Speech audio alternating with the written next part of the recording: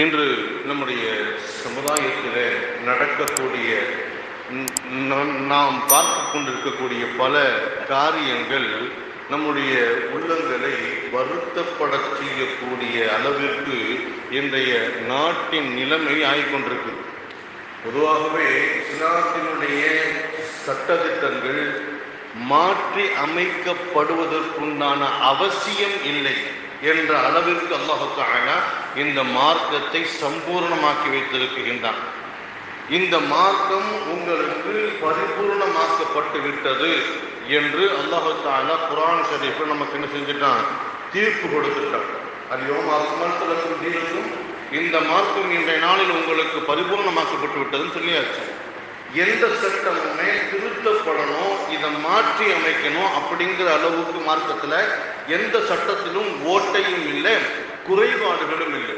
அது எதுவாக இருந்தாலும். ஆனால் இன்று இஸ்லாமிய சமுதாயத்தின் மீது காழ்ப்புணர்ச்சி கொண்ட பாசிச அரசு என்ன செய்யணும்னு சொன்னால், இஸ்லாத்தினுடைய ஒவ்வொரு சட்டங்களில் நுழைத்து நுழைத்து நுழைத்து இப்போ எங்கே வந்து நிற்கிறாங்க?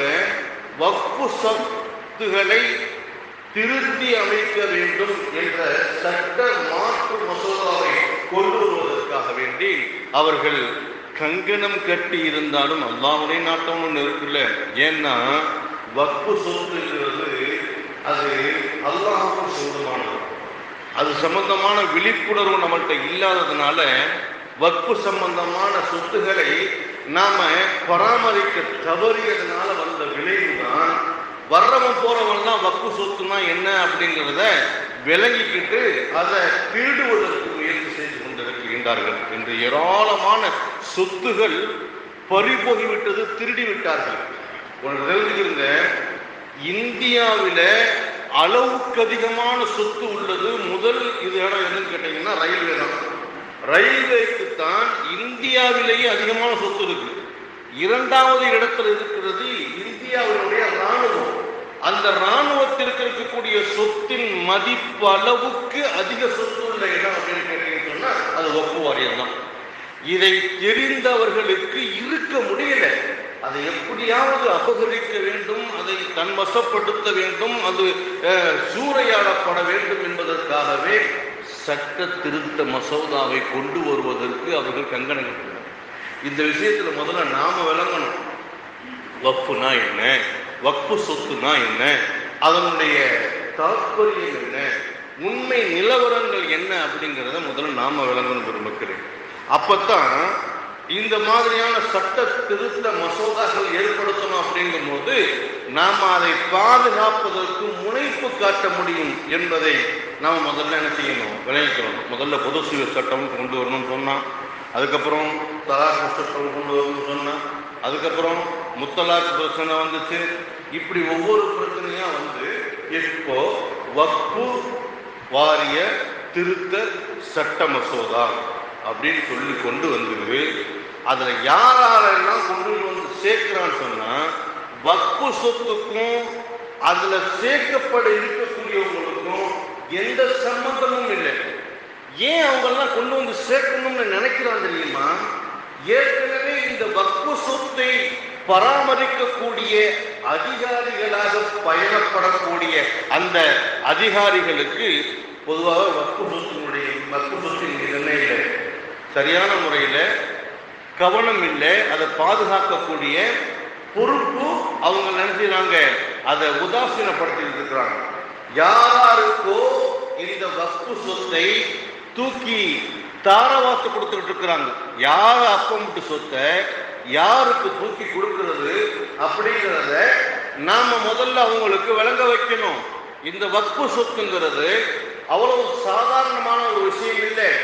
வக்ஃபு வாரியத்திற்கு சொந்தமான இந்திய நாட்டில் மாத்திரம் இஸ்லாமிய முன்னோர்கள் பெருமக்கள் முகலாயர் காலத்தில் இருந்து இன்று வரை இஸ்லாமியர்கள் மாத்திரமல்ல எல்லா சமுதாய மக்களும் பயன்படுத்துவதற்காக தானமாக கொடுத்தவைகள் தான் வக்ஃபு சொத்து. வக்ஃபு சொத்து வக்ஃபு வாரியம் அறநிலைத்துறை என்றோடு தனியா இருக்குது. அது வேற, அதுக்கு இதுக்கு சம்பந்தம் இல்லை. வக்ஃபு வாரியம் என்பது இஸ்லாமியர்களால் முன் சென்ற நம்முடைய முன்னோர்களால் முகலாய பேரரசுகள் சிற்றரசுகள் என்று மிகப்பெரிய செல்வந்தர்களால் வக்ஃபு செய்யப்பட்ட சொத்து தான் வக்ஃபு வாரியம். அதுல சுமார் 10 லட்சம் ஏக்கர் நிலம் மட்டும் இருக்குதான். 10 லட்சம் ஏக்கர் நிலம் மட்டுமே வக்ஃபு வாரியத்துக்கே தெரியாது எங்கெங்க வக்ஃபு சொத்து இருக்குது அப்படின்னு. அந்த மாதிரி தெரியாம விடப்பட்ட ஏராளமான நிலங்களை நில மோசடியின் பேரில் அவைகள் எல்லாம் அபகரிக்கப்பட்டு இன்று விற்கப்பட்டு அதெல்லாம் வக்ஃபு வாரியத்துக்கு இல்லாமலே போயிடுச்சு. பெருமக்களே, அதுபோன்று இந்த வக்ஃபு வாரிய சம்பந்தமான விழிப்புணர்வு நமக்கு வேண்டும் என்பதனால்தான் இந்த நிகழ்வு, இந்த பயம். பெருமக்களே, அந்த வக்ஃபு சம்பந்தமான விழிப்புணர்வு நம்மகிட்ட இல்லாததுனாலதான் பாபர் மசூதி நம்முடைய கையை விட்டு போச்சு. பாபர் மசூதி எந்த அளவுக்கு நிலப்பரப்பு உள்ளது தெரியுமா? இன்னைக்கு அது சூறையாடப்பட்டு சின்ன பின்னப்பட்டு அவைகள் அனைத்தும் ஒன்றும் இல்லாம போயிடுச்சு. இதை மையமாக வைத்து இது போன்று எல்லா சொத்துக்களையும் சூறையாடிவிடலாம் என்று எண்ணி இந்த வக்ஃபு திருத்த மசோதாவை கொண்டு வரணும்னு நினைக்கிறான். என்ன கொண்டு வரணும்னு நினைக்கிறான்? வக்ஃபு வாரிய சம்பந்தப்பட்ட சொத்து எதுவாக இருந்தாலும் அதுல பிரச்சனைன்னு ஒன்று வந்துருச்சுன்னு சொன்னா நீதிமன்றத்துக்கு தான் வரணுமா? நீதிமன்றத்துக்கு தான் வரணுமா? வக்ஃபு சம்பந்தப்பட்டவங்க அதுல பஞ்சாயத்து பண்ணக்கூடாது அப்படிங்கிறது அவனுடைய முதல் மசோதா. இரண்டாவது, வக்ஃபு வாரிய சொத்துகளுடைய மிக முக்கிய பொறுப்பாக கலெக்டரை நியமிக்கின்றான். ஒவ்வொரு மாவட்டத்தினுடைய கலெக்டரையும் அந்த மாவட்டத்தில் உள்ள வக்ஃபு வாரிய சொத்துக்களுக்கு உரிமையாளர்களாக நியமித்து அவர் என்ன சொல்றாரோ அதன்படி என்ன செய்யப்படும், அது தீர்ப்பு வழங்கப்படும். அது எந்த விஷயமா, பள்ளிவாசல் வக்ஃபு சொத்தாக இருக்கட்டும், மதரசா வக்ஃபு சொத்தாக இருக்கட்டும், அல்லது பள்ளிக்கூட வக்ஃபு சொத்தாக இருக்கட்டும். இன்னைக்கு எத்தனை மக்கள் பயன்படுவதற்கு உண்டான வக்ஃபு சொத்துக்களை நம்முடைய முன்னோர்கள் விட்டு போயிருக்கும் தெரியுமா? ஆற்காடு நவாபு மயிலாப்பூரில் இருக்கக்கூடிய கோயிலுக்கு ஏராளமான நிலங்களை தாரவாத்து கொடுத்தார். அங்கு இருக்கக்கூடிய அந்த கோயிலை ஒட்டி இருக்கக்கூடிய தெப்பக்குளம் அதுவும் கொடுத்தது. அதை சுற்றி உண்டான பள்ளிக்கூடம், அதை சுற்றி உண்டான இடங்கள், காலங்கள் அனைத்தும் அந்த மக்கள் பயன்படுத்துவதற்காக விட்டுக் கொடுக்கப்பட்டது. மாத்திரமல்ல, சென்னை சென்ட்ரல் ஸ்டேஷனாக இருக்கட்டும், சென்னை ஹைகோர்ட்டாக இருக்கட்டும், அதுபோன்று திருச்சி ஜமா முகமது காலேஜியாக இருக்கட்டும், கல்விக்காக, மருத்துவத்திற்காக, பயன்பாட்டிற்காக, மக்களுடைய தேவைக்காக வேண்டி நம்முடைய முன்னோர்கள் கணக்கு வழக்கில்லாமல் தங்களுடைய சொத்துக்களை எல்லாம் தாரவாத்து கொடுத்தார்கள்.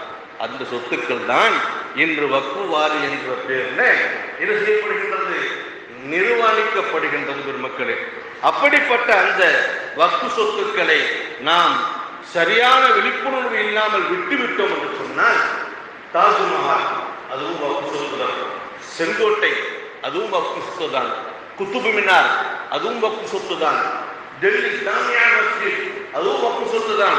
கணக்கு வழக்கு இல்லாமல் சொல்லிக்கிட்டே போகலாம். அவ்வளவு வக்ஃபு சொத்துக்களை இந்த இந்திய திருநாட்டிற்கு நம்முடைய இஸ்லாமிய முன்னோர்கள் தாரவாத்து கொடுத்தாங்க, வக்ஃபு செஞ்சாங்க. வக்ஃபுன்னு சொன்னா அது அதனுடைய நன்மைகளை மாத்திரம்தான் என்ன செய்ய முடியும், ஏழை எளியவர்கள் பயன்படுத்திக் கொள்ள முடியும். அந்த சொத்தை என்ன செய்ய முடியாது, உரிமை கொண்டாட முடியாது. அந்த சொத்து யாருக்கு சொந்தம் தெரியுமா? அல்லாஹ்வுக்கு தான் சொந்தம். அல்லாஹ்வுக்கு நான் வக்ஃபு செய்கிறேன் என்று ஒரு பொருளை வக்ஃபு செய்து விட்டால், அது பள்ளிவாசலுக்கு வக்ஃபு செஞ்சாலும் சரி, பொதுமக்கள் வக்ஃபு செஞ்சாலும் சரி, அது யாருக்கு தான் சொந்தம்? அல்லாஹ் ஒருவனுக்கு தான் சொந்தம். அந்த அடிப்படையில் வக்ஃபு செய்யப்பட்ட நிலங்கள் தான் கிட்டத்தட்ட 9 லட்சத்திற்கும் மேற்பட்ட ஏக்கர் நிலப்பரப்புகளை இந்த இந்திய திருநாட்டிலே நாம் காண முடியும். அன்பான பெருமக்களே, அப்படிப்பட்ட இந்த வக்ஃபு சொத்துக்கள் சம்பந்தமாக இன்று ஏராளமான சட்ட மசோதா திருத்தங்கள் கொண்டு வர நினைத்தாலும் அல்லாஹ்வின் நாட்டப்படி அது இன்று கைவிடப்பட்டிருக்கின்றது. கைவிடப்பட்டாலும் அதை நாம முதல்ல தெரிஞ்சுக்கணும் இல்லையா? அதுக்கு இது போன வாரமே நம்ம பேச வேண்டிய தலைப்பு. இது எப்படி போய் முடியுதுன்னு பார்த்துக்கிட்டு பேசுவோம் அப்படிங்கிறதுனாலதான் ஒரு வாரம் நம்ம என்ன செஞ்சிருந்தோம், காத்து இருந்தோம். அன்பானவர்களே, வக்ஃப்னு சொன்னா அதனுடைய நன்மை எந்த அளவுக்கு தெரியுமா? முதல்ல மதீனாவுக்கு நபி ஸல்லல்லாஹு அலைஹி வஸல்லம் போனாங்க. போயிருக்கும்போது பள்ளிவாசல் கட்டணும், இப்ப எந்த இடத்துல பள்ளிவாசல் கட்டலாம் அப்படின்னு ஊரினுடைய மிக முக்கியமான மையப்பகுதிகளில் இடம் தேடும் பொழுது பனூ நஜ்ஜார் என்று சொல்லக்கூடிய கோத்திரத்தை சேர்ந்த சமுதாய மக்களுக்கு சொந்தமான ஒரு இடம். அந்த இடத்துல பள்ளி கட்டினா ஊர் அனைத்து மக்களும் வந்து குழும்புவதற்கும் பாடங்கள் பயில்வதற்கும் தொழுகுவதற்கும் ஏற்ற ஒரு நல்ல இடமா இருக்குது அப்படின்னு சொல்லிட்டு பனூ நஜ்ஜார் கூட்டத்து மக்களை அழைத்து அவங்களுக்கு என்ன செய்யறாங்க, நபி ஸல்லல்லாஹு அலைஹி வஸல்லம் அந்த இடத்துக்கு விலை பேசுறாங்க. இந்த இடத்த அல்லாஹ்வுடைய பள்ளி கட்டுறதுக்காண்டி கொடுங்க, நீங்க கொடுத்தீங்கன்னு சொன்னா நம்ம பள்ளி கட்டிக்கிடுவோம் அப்படின்னு சொல்லும் பொழுது பனூ நஜ்ஜார் சமுதாயத்து மக்கள் என்ன செய்யறாங்க, நாங்க இதை விலைக்கு தர்றதா இல்லை, வேணும்னா இந்த நிலத்தை அல்லாஹ்வுக்காக நாங்கள் வக்ஃபு செய்கிறோம் அப்படின்னு சொல்லி என்ன செஞ்சாங்க. அதுதான் முதல் வக்ஃபு. இந்த நபி ஸல்லல்லாஹு அலைஹி வஸல்லம் கொடுக்கப்பட்ட முதல் வக்ஃபு. அது என்ன செய்யறாங்க, கொடுக்குறாங்க. பெருமக்களே, ஒருவர் ஒரு பொருளை, ஒரு இடத்தை அல்லது பணத்தை இது வக்ஃபு செய்யறான்னு சொன்னா அதுக்கு பேர் சதக்கத்துல் ஜாரியா. அவர் இறந்து விட்டாலும் அதனுடைய முழு நன்மையும் அவருடைய மன்னருக்கு சென்று சேரும் என்பது மார்க்கத்தினுடைய அற்புதமான ஒரு வழிகாட்டுதல். 6 கிதாபுகள் சிஹாஹ் சித்தான்னு சொல்வார்களே, அத்தனை கிதாபுகளிலும் இந்த சதக்கத்துல் ஜாரியா சம்பந்தமாக சொல்லப்பட்டிருக்கு என்பது. இப்படி எழுதி கொடுத்தாங்கல்ல பனூ நஜ்ஜார், அதுல மஸ்ஜிது நபவி கட்டப்பட்டுச்சு. மஸ்ஜிது நபவி கட்டப்பட்டு இன்றளவும் அந்த மஸ்ஜிது நபவி இருக்குதா இல்லையா? வருஷம் என்னாச்சு? 1446 வருஷம். அதுல ஒரு 10 வருஷத்தை கழிச்சாலும் விட 1450 ஆண்டு காலங்கள் அங்கு எத்தனை கோடி மக்கள் தொழுதிருப்பாங்க. இன்றளவும் எத்தனை கோடி மக்கள் தொழுது கொண்டு இருக்கின்றார்கள். அந்த பள்ளியினுடைய பயன்பாட்டினுடைய அந்த விஷயங்கள் அனைத்தும் எவ்வளவு இஸ்லாமிய பெருமக்கள் பயன்படுத்தியிருப்பாங்க. அத்துணை நன்மையும் அந்த பனூ நஜ்ஜார் கூட்டத்தை சேர்ந்த கோத்திர மக்களுக்கு இன்றளவும் நன்மை போய் சேர்ந்துகிட்டு இருக்குது. இதுதான் வக்ஃபு சொத்தினுடைய மிகப்பெரிய மகிமை. வக்ஃபு சொத்தினுடைய இதனால தான் நம்முடைய முன்னோர்கள், நமது சமுதாய இஸ்லாமிய பிரமுகர்கள், மிகப்பெரிய செல்வந்தர்கள் எல்லாம் தங்களுடைய சொத்துக்களை வக்ஃபாக என்ன செஞ்சாங்க, எழுதி கொடுத்தாங்க. அந்த சொத்துக்கள் தான் இன்று வக்ஃபு வாரியம் தங்களுடைய கையில் வைத்துக் கொண்டு நிர்வகித்துக் கொண்டு இருக்கின்றது. பெருமக்களே, வக்ஃபு சொத்தினுடைய நன்மையை விளங்குவதற்காக இன்னும் சில விஷயங்கள் உங்களுக்கு சொல்லலாம். மதீனாவுக்கு வந்தப்ப என்ன இல்லை, குடிக்கிறதுக்கு சரியான தண்ணி இல்லை, பிதுரு ரூமான் என்று சொல்லக்கூடிய ஒரு கிணறு யூதனுடைய தோட்டத்துல இருந்துச்சு. அந்த தோட்டத்துக்குள்ள போய் தான் எல்லா மக்களும் தண்ணி வாங்கிட்டு வருவாங்க. இஸ்லாமிய மக்கள் அங்க போகும் பொழுது ஒரு குடத்துக்கு இவ்வளவு காசு வாங்கிட்டு தானே செய்வாரு, தண்ணி விடுவார். மக்கள் கஷ்டப்படக்கூடிய அந்த சூழ்நிலையை பார்த்துட்டு நபி ஸல்லல்லாஹு அலைஹி வஸல்லம் செஞ்சாங்க, ஒரு அறிவிப்பு செஞ்சாங்க, இந்த கிணற்றை விலைக்கு வாங்கி பொது உடைமையாக்கக்கூடிய மக்களுக்கு நான் என்ன செய்வோம், சுவர்க்கத்தில் இடம் வாங்கி கொடுப்போம், சொர்க்கத்துல போய் இருக்கிறதுக்கு நான் பொறுப்பு அப்படின்னு சொல்லிட்டு ஒரு வாக்குறுதி கொடுக்குறாங்க. அப்ப உஸ்மான் ரலியல்லாஹு அன்ஹு அவர்கள் என்ன செஞ்சாங்க, அந்த கிணற்றை வாங்குவதற்காக வேண்டி பேரம் பேசினாங்க. பேரம் பேசி முடிக்கும் போது என்ன செய்யப்பட்டுச்சு, 35,000 தினார் கொடுத்து அந்த கிணத்தை விலைக்கு வாங்குறாங்க. விலைக்கு வாங்கும் போது அந்த யூதன் சொல்லுவான், பாதி கிணறு தான் உங்களுக்கு, பாதி கிணறு எனக்கு. அதாவது ஒரு நாள் நீங்க தண்ணி எடுத்துக்கிறீங்க, இன்னொரு நாள் நாங்க தண்ணி எடுத்துக்கிறோம். நீங்க தண்ணி எடுக்கும் பொழுது நாங்க என்ன செய்ய மாட்டோம், உங்களுக்கு டிஸ்டர்ப் பண்ண மாட்டோம், நாங்க எடுக்கும் பொழுது நீங்க டிஸ்டர்ப் பண்ணக்கூடாது அப்படின்னு சொல்லிட்டு அந்த ஒரு அக்ரிமெண்ட் போட்டு என்ன செய்யப்பட்டது, அந்த கிணறை வாங்கி வக்ஃபு செஞ்சாங்க. அதற்கு அடுத்தும் கூட பிரச்சனை சரியா தீரல. மக்களுக்கு தண்ணி ஒரு நாள் தான் தண்ணி தேவைப்படுமா? மறுநாள் தேவைப்படாதா? மறுநாள் போய் நிற்கும் பொழுது தண்ணி தர மறுத்தார்கள். மீண்டும் அந்த யூதனிடம் பேசி மீண்டும் 35,000 தினார்களை கொடுத்து முழுவதுமாக 70,000 தினார்கள். அந்த காலத்தில் 70,000 தினார்னா சாதாரண காசா? அவ்வளவு பணம் கொடுத்து வாங்கி வக்ஃபு செய்ததாக நமக்கு சரித்திரம் சொல்லி காட்டுகின்றது. அந்த வக்ஃபு சொத்திலே ஒரு பேணுதல் இருக்க வேண்டும். இல்லை என்று சொன்னால் வக்ஃபு சொத்து என்ன ஆயிரும்? இந்த மாதிரி தான் போயிடும். இந்த மாதிரி வர்றவன் போறவன் தான் சொந்தம் கொண்டாட ஆரம்பித்து விடுவார்கள். இன்று பல ஆயிரக்கணக்கான ஏக்கர்கள் வக்ஃபு வாரியத்திற்கு சொந்தமான நிலங்கள் அது சூறையாடப்பட்டு திருடப்பட்டு அவர்கள் தங்களுக்கு தேவைகளுக்கு செஞ்சுட்டாங்க, சொந்தமாக்கிட்டாங்க. என்ன காரணம்? அந்த வக்ஃபு வாரிய சொத்தில் ஒரு பேணுதல் இல்லாதது தான் காரணம். பேணுதல் இல்லை அப்படின்னு சொன்னா வக்ஃபு சொத்து எதுவாக இருந்தாலும் நம்ம கையை வெட்டித்தான் போயிடும். அதுல நம்ம முதல்ல செய்யணும், சரியான முறையில வக்ஃபு சொத்தை பாதுகாக்கணும். பெருமக்களே, உமர் ரலியல்லாஹு அன்ஹு இருந்தாங்க. வக்ஃபு சொத்தின் மீது அளவு கிடந்த பேணுதல் உள்ளவர்கள். எந்த அளவுக்கு பேணுதலாக இருந்தாங்கன்னு மார்க்க சொல்லுது அப்படின்னு கேட்டுக்கிட்டா, ஒரு தடவை வக்ஃபு சொத்து கொஞ்சம் சொத்து வருது. அந்த சொத்து மக்களுக்கு பங்கிடப்பட்டு கொண்டிருக்கின்றது. இன்னாருக்கு இவ்வளவு, இன்னாருக்கு இவ்வளவுன்னு சொல்லிட்டு என்ன செய்வாங்க? வக்ஃபில் இருந்து சொத்துக்களை பங்கிட்டு கொடுப்பார்கள். அந்த சூழ்நிலையில இவர்களுக்கு சம்பந்தம் இல்லாத ஒரு வக்ஃபு சொத்தில் உள்ள ஒரு ஆலிவ் ஆயில், ஜைத்தூன் எண்ணெய், அந்த எண்ணெயை அவங்களுடைய மகன் இப்னு உமர் ரலியல்லாஹு அன்ஹு என்ன செஞ்சுட்டாங்க?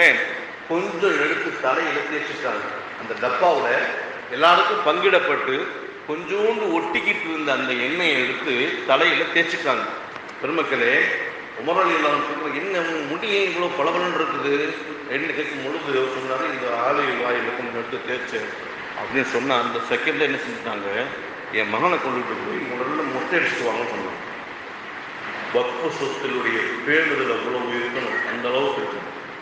அதனால தான் 2 லட்சத்திற்கும் மேற்பட்ட மைல்கள் தூரத்தில் என்ன செஞ்சாங்க? அவங்க ஆட்சி செய்தார்கள். அந்த அளவுக்கு பேணுதலாக இருந்தார்கள். வக்ஃபு சொத்தில் இருந்து ஒரு நயா பைசா கூட தன்னுடைய உடைமைக்கு ஆளாக்க மாட்டாங்க, தன் சொந்தமாக்க மாட்டாங்க. ஒரு தடவை ஒரு பெருநாள் வருது. உமர் ரலியல்லாஹு அன்ஹு ஜனாதிபதி அவங்களுடைய மகனுக்கு சட்டை போடுறதுக்கு புது சட்டை இல்லை.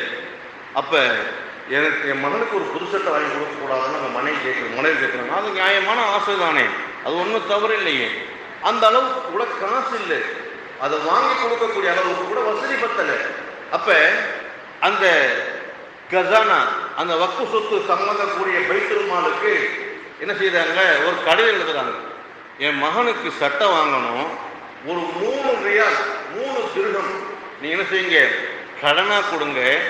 அந்த 3 ரியால் நான் என்ன செய்யறேன்? இன்ஷா அல்லாஹ் கொஞ்சம் கொஞ்சமாக ஓரிரு மாசங்கள்ல அடைச்சிடுறேன் அப்படின்னு சொல்லிட்டு கடிதம் எழுதும் பொழுது அதே கடிதத்தை என்ன செய்யறாரு? பதில் அனுப்புறாரு. அந்த வக்ஃபு சொத்தை, அந்த பைத்துல் மால் பணத்தை பாதுகாக்கக்கூடிய அந்த நிர்வாகி இப்படி கடிதம் எழுதுறாரு. ஒரு ஜனாதிபதி தன் மகனுக்கு சட்டை வாங்க கூட வசதி இல்லாத நிலைமையில இப்படி ஒரு கடிதம் கொடுக்குறாங்க. அந்த அது எவ்வளவு பெரிய பேணுதல் இருக்குங்க, எவ்வளவு பெரிய பேணுதலை வாழ்ந்துருந்தாங்கன்னா தன் மகனுக்கு ஒரு சட்டை எடுக்க கூட வசதி இல்லாமல் வாழ்ந்திருப்பாங்க. அந்த ஜனாதிபதிக்கு அந்த பைத்துல் மாலுடைய அதிகாரி இப்படி பதில் எழுதுறாங்க. நான் உங்களுக்கு தர்றேன், ஜனாதிபதி நீங்க கேட்குறீங்க, உங்களுக்கு கொடுக்கணுங்கிறது முறை, நியாயம்தான், தப்பு இல்லை. இந்த நீங்க அந்த 3 மாசம் 2 மாசத்துல அடைச்சிருன்னு சொல்றீங்கல்ல, அந்த பணத்தை 2 மாசத்துக்குள்ள நீங்க அடைக்காம மௌத்தா போயிட்டா அந்த பணத்துக்கு யாரு பொறுப்புன்னு கேட்டாங்க. இதுதான் பேணுதல். அப்ப எந்த அளவுக்கு பேணுதலுடைய உச்சத்தில் அவங்க இருந்திருந்தாங்கன்னு சொன்னா இது போன்ற வக்ஃபு சொத்துக்களை அவங்க பாதுகாத்திருப்பாங்க. வக்ஃபு சொத்து அப்படின்னு சொன்னா பள்ளிவாசலுக்கு இப்போ வக்ஃபு பண்றாங்க. பள்ளிவாசலே அல்லாஹ்வுக்காக வக்ஃபு செய்யப்பட்ட பொருள் தான். பள்ளிவாசல் சம்பந்தப்பட்ட அனைத்து விஷயமும், அது மரமாக இருக்கட்டும், செடியாக இருக்கட்டும், அல்லது இங்க இருக்கக்கூடிய பாயாக இருக்கட்டும், கார்பெட்டாக இருக்கட்டும், இந்த பெஞ்சாக இருக்கட்டும், ஃபேனாக இருக்கட்டும், கரண்டாக இருக்கட்டும், அனைத்தும் அது அல்லாஹுக்காக வக்ஃப் செய்யப்பட்டவை. அவைகளை நிர்வகிக்க முடியுமே தவிர அனுபவிக்க முடியாது. யாருக்கும் அனுபவிப்பதற்கு என்ன இல்லை, அனுமதி இல்லை. இப்போ உதாரணமா பள்ளிவாசல்ல ஒரு மரம் நிற்குது. அந்த மரத்துல கிளைகள் காய்ச்சி தொங்குது. காய்களோ கிளைகளோ பழங்களோ எதுவாக இருந்தாலும் சரி, அதை போய் எடுத்து ஒரு காயை எடுத்து சாப்பிட்றதுக்கு நமக்கு அனுமதி இருக்கானா? இல்லை, சாப்பிட முடியாது. வேணுமென்றால் சம்பந்தப்பட்ட நிர்வாகிகளிடம் எனக்கு இந்த பணம், எனக்கு கொஞ்சம் பணம் வேணும், அந்த பணத்துக்காக இந்த செய்யுங்க, இந்த காசை வச்சுக்கிறோங்க, இதை வக்ஃப்ல சேர்த்துக்கோங்க, அது பைத்துமால்ல சேர்த்துக்கன்னு சொல்லிட்டு அந்த பணத்திற்கு தகுந்த பழங்களை மட்டும்தான் எடுத்துட்டு போகணும். அல்லது தான் வீட்டு ஆடு மாடுகளுக்கு கிளைகளை ஒழிச்சுட்டு போறாரு, கொலை ஒழிச்சுட்டு போவோம் இல்லையா, அந்த மாதிரி எடுத்துட்டு போறாரு. அப்படி எடுத்துட்டு போறதுக்கும் அனுமதி இல்லை. நாளைக்கு எல்லாரும் பதில் சொல்லி ஆகணும். அப்படி உங்க வீட்டுக்கு, உங்களுடைய வீட்டினுடைய பிராணிகளுக்கு நீங்கள் கொடுப்பதாக இருந்தாலும் வக்ஃப் சொத்து பைத்துல் மால் அல்லாஹ்வுக்கு சொந்தமானது. அந்த பைத்துல் மால் சொத்தை நிர்வாகிகளிடம் கேட்கணும், அல்லது இமாமிடமாவது என்ன செய்யணும், சொல்லணும். அதுக்கு தகுந்த சன்மானத்தை வக்ஃப் சொத்துல பைத்துல் மால்ல சேர்க்கணும். இல்லைன்னா என்ன செய்யப்படாது, அனுமதிக்கப்படாது. நாளைக்கு நீங்க பதில் சொல்லியாகணும். சரி, இப்போ ஒரு பொருள் அல்லாஹ்வுடைய பள்ளிக்காண்டி வக்ஃப் செய்யப்பட்டாச்சு. உதாரணமா கார்பெட்டு அல்லது வேற ஏதாவது ஒரு பொருள், ஒரு ஃபேனு, ஒரு சேரு, ஏதோ ஒன்று, அது பழுதடைஞ்சிருச்சு, பயன்படுத்த முடியாத சூழ்நிலை. இதை இனிமே பாவிக்க வேண்டாம், இதை ஓரம் கட்டிட்டு புதுசா ஒரு விஷயத்தை, ஒரு பொருளை அதுக்கு பதிலாக வாங்கி வச்சிருவோம் அப்படின்னு நம்ம நினைக்கிறோம். அப்படின்னு சொன்னா முதல்ல அதை யார் வக்ஃப் செஞ்சாங்களோ, யார் அந்த பைத்துல் மாலுக்கு அல்லாஹ்வுடைய பள்ளிக்கு கொடுத்தாங்களோ, எந்த நோக்கத்துக்காக கொடுத்தாங்களோ அவங்ககிட்ட என்ன செய்யணும், அனுமதி கேட்கணும். நீங்க இதை வாங்கி கொடுத்தீங்க, இந்த கார்பெட் வாங்கி கொடுத்தீங்க, இந்த கார்பெட்டு பழுதடைஞ்சிருச்சு, துர்நாற்றம் வருது, அதுல இருந்து நூல் நூலா வெளியே வந்துகிட்டு இருக்கு, அந்த தொழுகு முடியல, அழுத்தமா இருக்கு, அதனால வேற கார்பெட் வாங்கி போடுவோமா அப்படின்னு அவருக்கு ஒரு அனுமதி கேட்கணுமா. அதே மாதிரி எதற்காக ஒரு பொருளை ஒருவர் வாங்கி கொடுக்கிறாரோ அந்த பொருளை அதுக்கு மட்டும்தான் பயன்படுத்தணுமா. மார்க்க சட்டங்கள் அவ்வளவு தெளிவாக சொல்லி தரப்பட்டிருக்கு.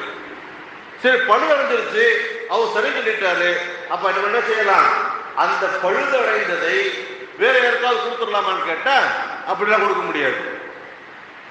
சில பேர் அந்த பாஸ்போர்ட், சில பேர் என்ன செஞ்சாங்கன்னா, இது ரொம்ப காலத்துக்கு முன்னாடி இந்த கால் தொடப்பம்ல அது கொஞ்சம் பழுதடைஞ்சிருச்சுன்னு சொல்லிட்டு அதை கொஞ்சம் நீக்கிட்டு புதுசாக வாங்கி போட போது பழச தன்னுடைய வாகனங்கள்ல வெட்டி அதை போட்டுக்கிட்டதை பார்த்தோம். அப்படிலாம் போட முடியாது. வக்ஃப் சொத்து அது பராமரிக்கப்படணும்.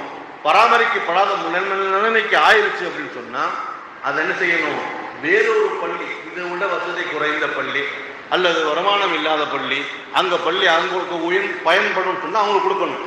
அப்படி இல்லைன்னு சொன்னா அதை விற்கிறதுக்கு முயற்சி பண்ணணும்.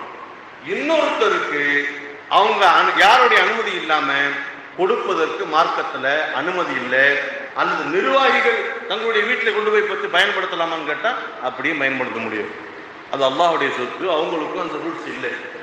சரி, வக்ஃப் சொத்தை நிர்வகிக்கக்கூடியவங்களுக்கு வக்ஃப் சொத்திலிருந்து ஒரு சம்பளம் கொடுக்கலாம். அதுக்கு மாற்றம் செய்து அனுமதி கொடுத்திருக்குது. நிர்ணயிச்சிடணும், வக்ஃப் சொத்தை நான் பாதுகாக்கிறேன், பைத்துல் மாலை நான் கவனிச்சுக்கிறேன், இந்த பைத்துல் மாலை கவனித்துக் கொள்றதுக்காக வேண்டி இவ்வளவு சம்பளம் நீங்க எனக்கு தரணும் என்று அவர் டிமாண்ட் பண்ணலாம். அந்த டிமாண்டை நிர்வாகம் ஏற்றுக்கொண்டால் அது என்ன செய்யும், அந்த அரசாங்கம் அதுக்கு ஒரு சம்பளத்தை கொடுத்து வைக்கலாமே தவிர யாருடைய அனுமதி இல்லாமலும் பயன்படுத்த முடியாது. இப்ப ஃபேன் இருக்குது, ஃபேனு இது அல்லாஹ்வுடைய வக்ஃப் சொத்து. இதை யார் பயன்படுத்தணும், எப்ப பயன்படுத்தணும்னு சொன்னா எதுக்காண்டி போட்டிருக்குது, தொழுகம் பொழுது வேர்க்காம சிரமம் இல்லாமல் இருக்கிறதுக்கு தான் பயன்படுத்துறது. சில பேர் என்ன செஞ்சிடறாங்கன்னா ஃபேனை போட்டுக்கிட்டு சாதாரணமாக படுத்திருக்கிறாங்க. நம்ம படுக்கிறதுக்காக நம்மளுடைய சொந்த தேவைக்காக வேண்டி பயன்படுத்துவதற்காண்டி உள்ளது இல்லை. ஒன்று நீங்கள் ஃபேனை போட்டிருந்தீங்கன்னா தொழுகணும், அப்படி இல்லைன்னா குர்ஆன் ஓதணும், அல்லதுன்னா திக்ர் ஃபிக்ர் செய்யணும். இது இல்லாம மூணாவது ஒரு வேலைக்காக வேண்டி அல்லாஹ்வுடைய பள்ளியின் ஃபேனை நீங்க பயன்படுத்துறது மார்க்க சட்டப்படி ஆகாது. ஏன் அப்படின்னா வக்ஃபு பைத்துல் மாலுடைய பணத்தில் இருந்துதான் அதுக்கு என்ன செய்யப்படுது, கரண்ட் பில் கட்டப்படுது. அப்ப நம்ம அனாவசியமாக அதை பயன்படுத்தினால் அதற்கும் நாளை அல்லாஹ்விடத்தில் பதில் சொல்லி ஆக வேண்டும். பெருமக்களே, இதையெல்லாம் நான் ஏன் உங்களுக்கு சொல்றேன் அப்படின்னு சொன்னா, வக்ஃபு சொத்தில் நமக்கு பேணுதலும் பராமரிப்பும் இல்லைன்னு சொன்னா இது போன்ற வக்ஃபு திருத்த மசோதாக்களை கொண்டு வருவதற்கு பாசிச அரசு முற்படுவதில் எந்த சந்தேகமும் இல்லை. நம்ம கையை விட்டு போனாலும் ஆச்சரியப்படுறதுக்கு இல்லை.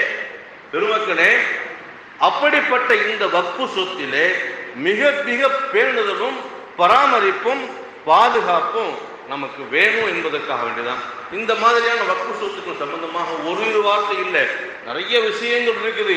அப்படி இல்லைன்னு சொன்னா இன்னைக்கு தாஜ்மஹால் எப்பேற்பட்ட பில்டிங் தெரியுமா, அது அதனுடைய கணக்கை அதனுடைய மதிப்பை அளவிட முடியாத அளவிற்கு மிக அதிகமான செலவுகளை கொண்டு கட்டப்பட்டது. அத வெள்ளையர்கள் சூறையாடிட்டு போனாங்க. அதில் இருந்த விலை மதிக்க முடியாத கற்களை எல்லாம் சூறையாடப்பட்டுச்சு. இன்னைக்கு அது வக்ஃபு சொத்தாக பார்வையாக உலக அதிசயங்களில் ஒன்றாக என்ன செய்யப்பட்டிருக்கிறது, வைக்கப்பட்டிருக்குது. இன்று வக்ஃபு சொத்து மசோதா திருத்த சட்டம் வந்துச்சு அப்படின்னு சொன்னா இந்த தாஜ்மஹால் இஸ்லாமியர்களுக்கு சொந்தமானதாகவோ இஸ்லாமியர்கள் இதை இந்த நாட்டிற்கு வக்ஃபு செய்தாக என்பதாகவோ இல்லாம அந்த தாஜ்மஹாலே இல்லாம போயிடும். அதே மாதிரி குத்துப் மினாரும் சரி, அதே மாதிரி டெல்லியினுடைய ஜாமியா மஸ்ஜிதும் சரி, இது போன்ற விஷயங்கள் எல்லாம் பேணுதல் இல்லாமல் விடப்பட்டால் அது சூறையாடப்படும் என்பதற்கு அதுக்காண்டி தான் இந்த சட்டத்தை கொண்டு வர பார்த்தான். சட்டத்தை கொண்டு வருவதற்கு முயற்சி செய்தது அதுதான். இது சாதாரணமான விஷயம் இல்லை. இதுக்கு பின்னாடி மிகப்பெரிய சூழ்ச்சியும் மிகப்பெரிய தந்திரமும் இருக்கின்றது. அல்லாஹ் காப்பாற்ற வேண்டும். இன்று கட்சிகள் எதிர்கட்சிகள் இருக்கக்கூடிய ஒரு காரணத்தினால் இந்த மசோதாவை கொண்டு வரப்பட முடியவில்லை, அமுல்படுத்தப்பட முடியவில்லை.